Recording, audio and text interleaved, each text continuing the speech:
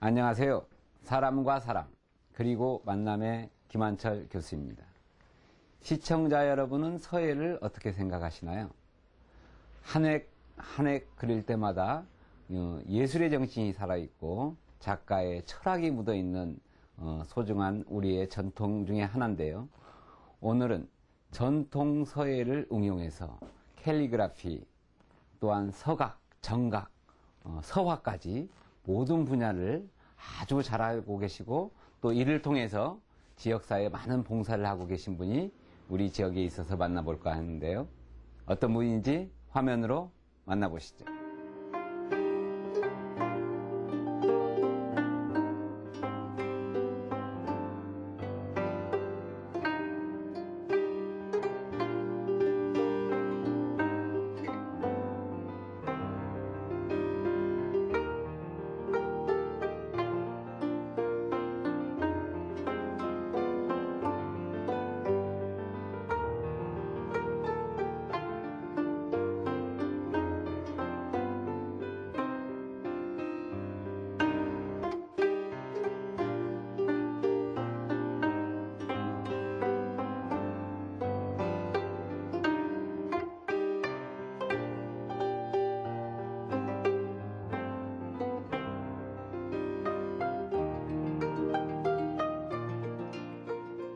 네, 오늘은 아주 특별한 분을 소개하고자 합니다. 오늘은 서예가로서 어떤 삶이 참 쉽지만은 않은데요. 그 2대째 서예가의 어떤 활동을 하고 계시고 지역사회에 많은 봉사를 하고 계신 우리 선생님을 소개할까 합니다. 우리 선생님 안녕하셨습니까? 안녕하십니까. 제가 간략하게 소개했는데요. 우리 선생님께서 본인 소개 좀 부탁드리겠습니다. 설혜원이라고 하는 당호를 가지고 있는 주인입니다. 사마당 이만재라고 합니다. 네, 오늘 바쁜 시간 이렇게 허락해 주셔서 고맙습니다. 고맙습니다. 와주셔서. 여기 와서 보니까 그 서예 작품, 정각, 서각, 모든 작품들이 서예 관련해서 망라되어 있는데 너무 좋아요. 고맙습니다. 네. 네. 어떻게 동두천하고 이렇게 인연이 어떻게 되신 건가요?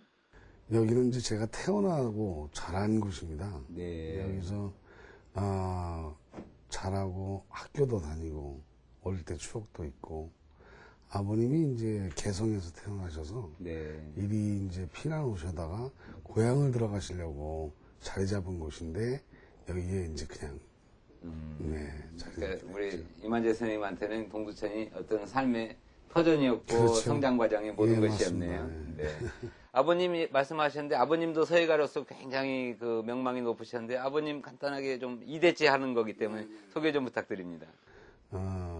실향민이셔요. 네. 두 분 다. 그런데 이제 여기 오셔서 초등학교 교장 이제 그 학교 교직에 계셨다가 이 동촌에 자리 잡고 나서 학원 사업을 하시다가 서예학원을 하셨죠. 네. 그리고 서예 길을 이제 가야겠다. 문화사업, 예술문화사업을 생각을 하시다가 여기서 계속 활동을 하시고 의정부로 또 가셨어요. 그래서 네. 의정부에서 예총이나 미업 네. 이쪽을 이제 관할하시면서 미업 초대 지부장을 하셨죠. 네. 국전도 84년도에 입선하시고 네.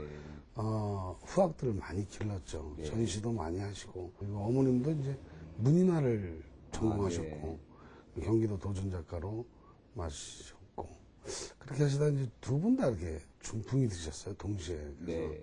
모시다 보니까 이제 제가 내려오게 됐죠. 네. 서예가로서의 삶이 만만치 않잖아요. 근데 어떻게 서예가로서 물론 부모님의 그 유전적인 그 재능도 받으셨지만 서예가로서의 길을 가는 게 쉽지 않으셨을 것 같은데 결정하기가. 초등학교 4학년 때부터 붓을 들고 이제 공부를 하다 보니까 이게 어릴 때부터 공부를 계속했던 사람이 많지는 않더라고요. 나중에 자라고 보니까. 네.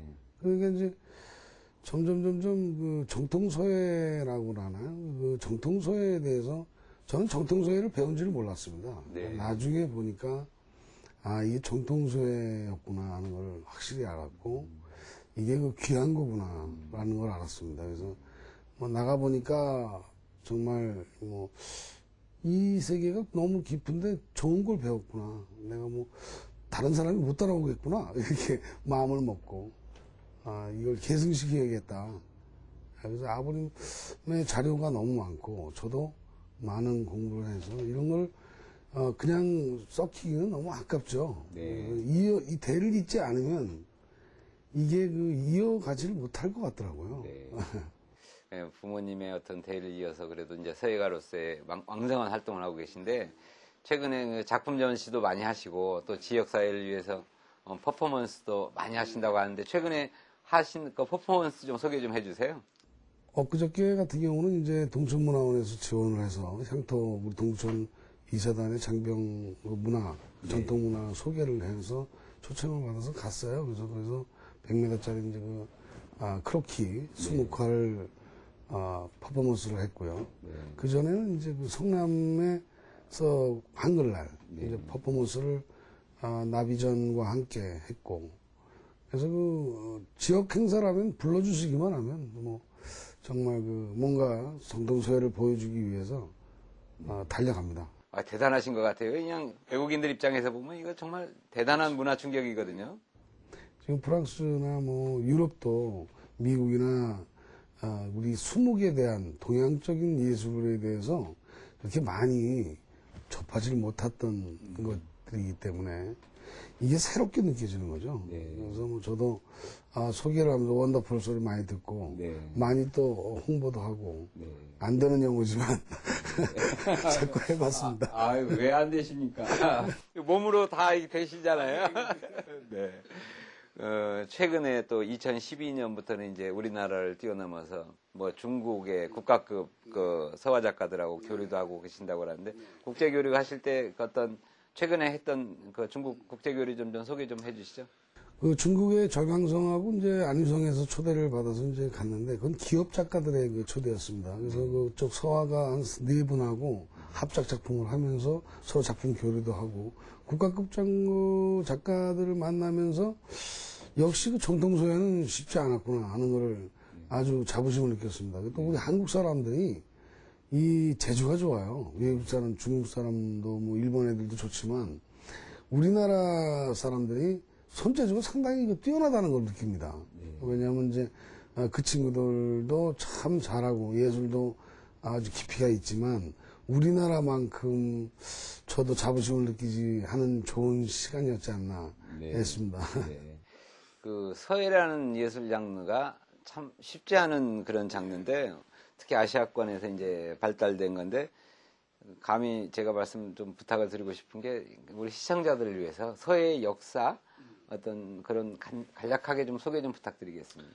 서예는 이제 중국의 모태를 둬서 우리가 주나라 때 이후 상형 문자부터 시작을 했던 우리 한자 문화권이 아니겠습니까? 그래서 그 한자가 넘어오면서 붓으로 모피를 사용하는 그런 독특한 동양 문화란 말이에요. 근데 그 문화 예술의 서예가 글로 조형 문자를 우리가 계속 이렇게 만들어내는 예술 문화인데, 역사적으로 볼 때 모든 역사의 기초가 됩니다. 왜냐하면 문자가 발달이 되는 과정이나 우리가 역사가 흘러가는 과정, 이런 것들이 다 문자에서 나타납니다. 그래서 한글 판본체가 한글 궁체로 변환이 되는 과정, 또 전서가 예서로 변천이 되는 과정, 행서, 예서, 이렇게 모든 게 시대적인 변화가 많이 발달이 되었던 것이 그대로 문자에 드러나고 있죠. 네. 과거에는 우리 글자였지만 예술성에 대해서 좀 설명을 부탁드립니다. 먹향에 대한 것도 좋지만 서예는 수양의 세계라고 그러거든요. 숙련의 세계라 할 수 있어요. 근데 서예는 우리가 단순히 글씨만 쓰는 서사의 능력만 있는 것이 아니고 철학을 알아야 되고, 또 문학을 공부해야 되고, 또 조형을 디자인을 공부하게 되고, 문자를 또 공부해야 되고, 그림을 같이 공부해야 돼요. 그러다 보니까 시서화 삼절이라고 그러죠. 요즘은 시서화 각까지 해서 토탈 참 종합 철학입니다. 종합 예술이고 이것이 하나로 이제 되는 것을 우리가 참 중요시 여기거든요. 한마디로 얘기하면 생철학이라고 합니다. 살아있는 것을 추구하기 위해서 모든 예술은 변화돼야 된다고 보거든요.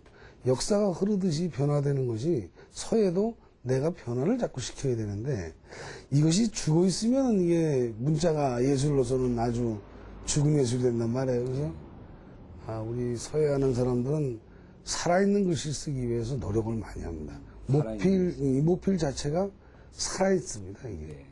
그거 뭐, 허리 힘으로 쓴다고 할까요? 그렇죠. 이 살아있는 네, 어떤 맞습니다. 그 느낌. 역시 우리 선생님, 이렇게 전문가에게 들어보니까 조금 이해하기가 쉽네요. 네. 우리 선생님 작품은 제가 감히 저는 잘 모르지만 어떤 그 서예 작품의 예술성 같은 부분이 정말 뛰어나신 것 같아요. 너무 아름답고 아직 한참 공부하죠. 서예, 서각, 정각, 그 문이나 이제 서화라고 하나요? 모든 네. 영역을 다 넘나드는 분을 제가 참 처음 뵀거든요. 참 대단하신데 우리 선생님 그 작품의 변즉통 이렇게 써놓은 거 보니까 정말 예술이다 이런 생각이 드는데 지금 이 작품 변즉통에 대한 설명 좀 가능할까요? 전문가라는 것은 한 가지만 가잖아요. 근데 이것을 탈피해야 내가 모든 우주를 같이 간다. 그러니까 우리 예술은 너무 한 곳에만 가지 않느냐. 한글 쓰는 사람은 너무 한글만 쓰고 물론 외길을 가는 인생도 상당히 아름답습니다만은 그 예술 중에서도 이 서예는 문이나 시서와 삼절이 같이 가고 각가지 가야 되는 이러한 학문이기 때문에 변화되지 않으면 통하지가 않습니다. 그래서 변화시키려는 노력을 우리가 가장 귀하게 여긴다는 거죠. 글자 하나를 써놓고 수백 가지로 변화시켜보는 맛. 전서, 예서, 행서, 초서로 바꿔주기도 하고 그림과 접목을 하는 변화의 물결. 얼마 전에 그 성남 그 책테마 그 전시 초대를 받아서 거기에 이제 그 전시를 할 때 어떻게 목단에 향기도 안 나는 목단에다가 나비를 올리냐. 그래서 거기다 그랬습니다. 저는 변화하는 것이 새로운 뭔가를 얻을 수 있지 않느냐라는 것을 아주 모토로 가지고 있습니다.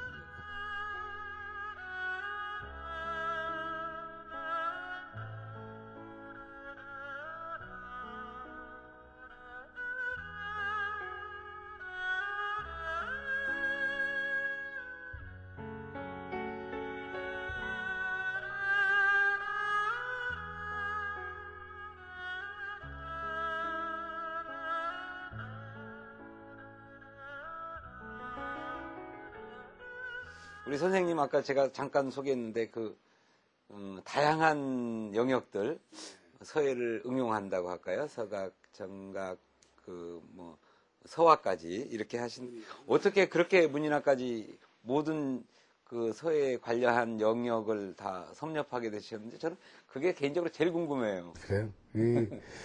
원래 이제 이렇잖아요. 해서를 쓰다 보면 해서만 쓰다 보면 지겨워요. 그죠? 행서를 쓰게 된단 말이에요. 행서를 쓰다 보니까 변화되는 것이 계속 한글도 쓰게 되고 글씨만 쓰다 보니까 옛날에 사대부집안에서 이제 나왔던 것이 문인화거든요. 사군자를 그리게 됩니다. 사군자를 그리다 보면 팔군자를 또 공부하게 되고 자꾸 공부의 영역을 넓혀가는 거죠. 그러니까 그러다 보니까 이 내 글씨를 각을 해서 좀 넣어놔야 되지 않겠느냐. 또 각을 또 이어가고. 그래서 모든 걸 하게 된 것 같습니다. 잡동사니죠, 뭐. 잡동사니는 아니고 이제 영역의 발전을 너무 겸손하게 표현하신 것 같은데요. 근데 선생님 작품에 이제 그 문인화라고 해야 되나요? 서화에는 꼭 선생님이 즉흥시 같은 부분들을 참 많이 쓰시는데 어떤 영감으로 그렇게 시를 순간순간 써 내려가시나요? 아무래도 이제 시를 이제 서예 작품은 전부 다 시문학이 많습니다. 그러다 보니까 한문으로 쓰면 몰라봐요. 또 다들 그래서 우리나라 요즘 같은 경우는 시문학을 공부하면 저절로 이제 뭐 가문이 오죠. 그러면 그걸 붓으로 쓰는 것이 이제 선비로서 옛날부터 내려왔던 건데 자체 가문을 그대로 쓸 수밖에 없어요. 네.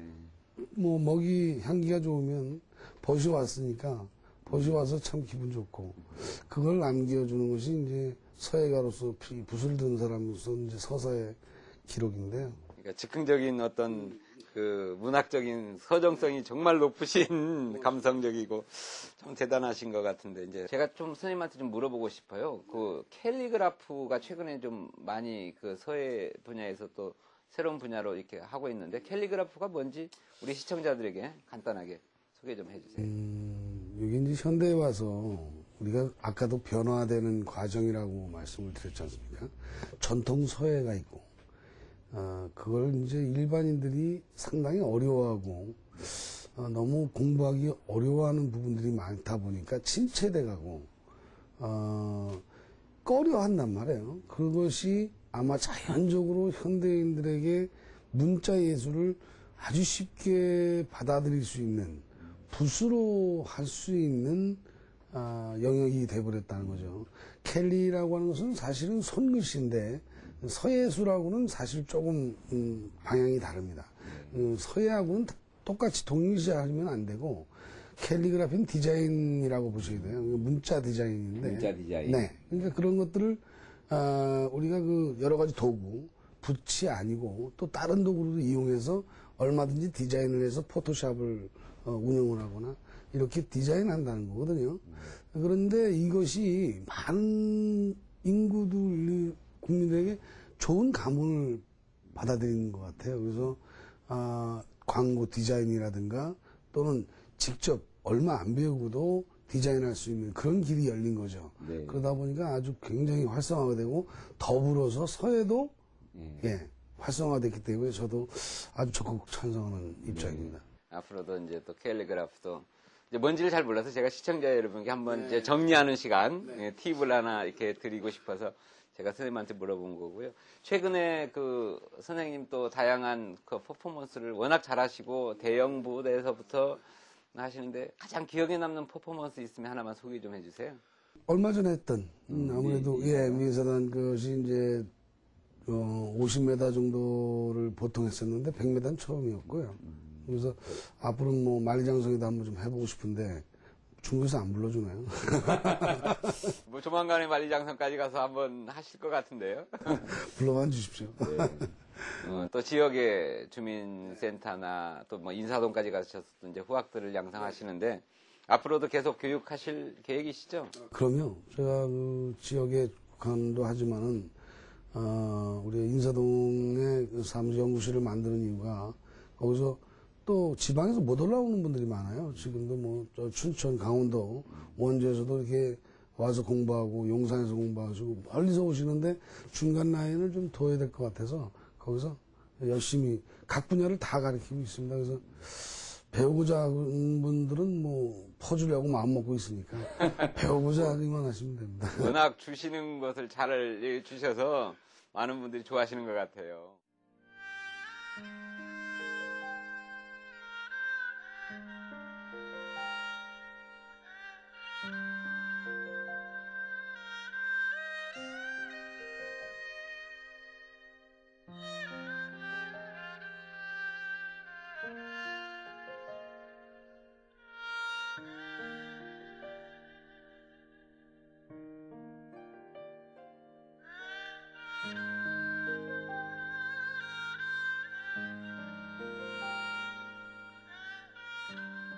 제가 좀 어려운 질문 하나 마지막으로 좀 한번 해보겠습니다. 서예는 내 인생에서 뭐라고 정의할 수 있습니까? 생명이죠, 뭐. 생명. 네, 제가 살아있는 이유고. 살아있는 존재의 이유이시네요. 말이 그렇게 됐는데, 서예를 하면 몰입을 할 수 있고, 제가 남에게 뭔가를 가르칠 수 있고, 또 서로 깨달을 수 있고, 교환할 수 있어서 좋아요. 그래서 그림 좋아하는 분은 그림을 드리고, 또 그걸로 내 마음을 알리고, 뭐 그런 기록을 해나가는 예술을 적극적으로 계속 이어갈까 합니다. 네, 참 대단하십니다. 앞으로 이제 계획과 맞물려서 저희 시청자 여러분에게 마지막으로 좀 좋은 말씀 있으시면 한 말씀 부탁드리겠습니다. 지금 그 현대의 그 어린 청소년들이 지금 서예라든가 이런 수양 문화에 상당히 그 부족한 면이 많거든요. 그래서 사실 서예라고 하는 것은 수양의 도구입니다. 그래서 보니까 이 자신을 수양하고 자신을 닦고 그래서 저희 당후가 뭐냐면 서례헌입니다. 그 예절 예도 예자를 써서 서예로 가는 것이 아니라 제주 예자가 아니라 예도 예자를 써서 예를 가리키고 서예를 접하는 곳이 만드는 게 제 꿈이고 제 나름대로 이제 고향에서 터를 잡아서 갤러리를 해서 후학들을 좀 많이 양성하거나 또 많은 자료를 박물관이라든가 이런 쪽으로 지금 후진 양성을 위해서 노력을 하고 싶은데 그 꿈이 이루어질지 모르겠습니다. 네. 이제 꿈이 곧 이루어지지 않겠습니까? 그래야죠. 예절을 중요시하면서 서예를 가르치는 그 선생님 마음이 그대로 녹아 들어가서 앞으로도 더더욱 발전하고 그런 계기가 되기를 저도 진심으로 희망합니다. 고맙습니다. 오늘 바쁜 시간 이렇게 귀한 시간 좋은 정보 주셔서 너무 고맙습니다. 예, 감사합니다. 예. 네, 오늘 2대째 서예가의 인생을 걸어오고 계신 우리 이만재 선생님을 만나보면서 참 많은 생각을 했습니다. 변즉통, 변해야지 통한다라는 그의 철학이 오늘날 실천이 되고 또한 서예가 예술을 넘어서서 예절까지 가르치는 우리 청소년 교육과 우리 인성교육에도 활용이 되기를 진심으로 기대해 봅니다. 사람과 사람, 그리고 만남. 저희는 다음 시간 또 다른 만남을 약속드리겠습니다.